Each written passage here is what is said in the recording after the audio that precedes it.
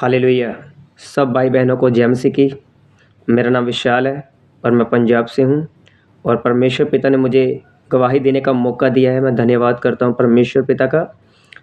तो मेरे भाई बहनों, मैंने आपको पहले से ही एक गवाही दी थी कि मैं मसीह में कैसे आया, जो परमेश्वर के सौपन के द्वारा मसीह में आया था और मेरी कोई भी इच्छा नहीं थी परमेश्वर में आने, लेकिन परमेश्वर ने मुझे चुना था।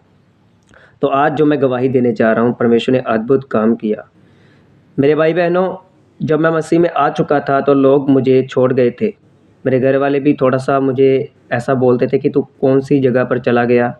तू किसको मानने लगा? तो मेरे प्रियो, जैसे भी मुझे लोग कहते थे तूने धर्म चेंज कर लिया है, तो मुझे कोई भी जवाब नहीं मिलता था।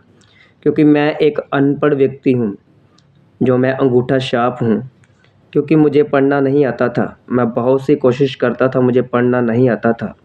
लेकिन जब मुझे लोग बोलते थे, सवाल जवाब करते थे, तो मुझे कोई भी जवाब नहीं आता था। तो मैं बस एक ही काम करता था। मैं जाकर कमरे में, रूम में परमेश्वर से प्रार्थना करता था, हर दिन रोता था और क्या कहता था कि परमेश्वर मुझे अपना वचन बख्श, ताकि मैं लोगों को जवाब दे सकूँ। तो मैं ऐसे ही कहता रहा परमेश्वर पिता से कि मुझे अपना वचन बख्श। मैं एक अनपढ़ व्यक्ति हूँ, क्योंकि अनपढ़ व्यक्ति की कोई भी वैल्यू नहीं होती। और मैं जहाँ पर साइन भी करने होते थे तो अपनी बहन से बोलता था कि मुझे साइन करने सिखाओ, कि मैं साइन करूँ, जहाँ पर भी जाना है साइन करने। तो मैं 6 मंथ रोया परमेश्वर के आगे कि परमेश्वर मुझे वचन दे, ताकि मैं तेरी व्यवस्था को जानूँ और उस पर चलूँ। तो 6 मंथ रोते-रोते मुझे पता नहीं चला 6 मंथ कब बीत गए रोते-रोते परमेश्वर के आगे। जब 7वां मंथ शुरू हुआ, तब मुझे पढ़ना शुरू हो गया, मुझे पढ़ना आ गया। धीरे-धीरे पढ़ना शुरू किया।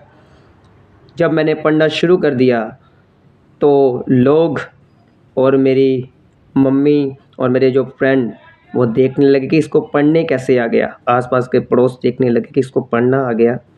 ये तो पढ़ा नहीं था। कोई भी मुझे अपने साथ बैठाता नहीं था। लेकिन जब पढ़ना आया, तो मैं खुद हैरान हो गया था कि मुझे पढ़ना कैसे आ गया। तब परमेश्वर ने मुझे उत्तर दिया कि जो लोग, जिस फ्रेंड ने तुझे कहा है कि तेरा धर्म चेंज हो चुका है, तो उसको ये बोल, ये वचन को बोल, तब वो सुनेगा तो विश्वास करेगा। तो मैंने जब बाइबल को बीच-बीच में से पढ़ना शुरू किया, शुरू से मैंने पहले नहीं पढ़ा था, क्योंकि मुझे इतनी खुशी थी कि मैं बीच-बीच में से पढ़ूँ। प्रभु ने कहाँ-कहाँ पर महान काम किए हैं। बाइबल में तो सभी जगह पर महान काम किए, लेकिन मुझे उत्तर मिलना था। तब यिर्मयाह की 1 में उसकी 5 आयत में लिखा, गर्भ में रचने से पहले ही मैंने तुझ पर चित्त लगाया और उत्पन्न होने से पहले ही मैंने तेरा अभिषेक किया। मैंने तुझे जातियों का भविष्यवक्ता ठहराया। आमीन।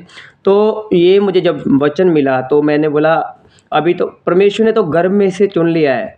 अभी तो कोई जात भी नहीं है, अभी कोई धर्म भी नहीं है, तो उसने तो पहले से गर्भ में से चुना है हमें।